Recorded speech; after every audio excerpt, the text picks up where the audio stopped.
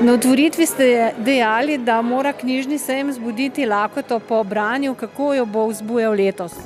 Ja, letos vzbujamo lakoto z 284 dogodki, z 300 urami programa, z 106 razstavljalci, z 30 tujimi avtorji, ki prihajajo iz 14 držav, z preko 100 domačimi avtorji, s 500 sodelujočimi na teh prireditvah, skratka z 15.000 naslovi knjig, od tega 3.000 novimi. Skratka, za vsak okus in za vse starosti bo hrane, knjižne hrane dovolj.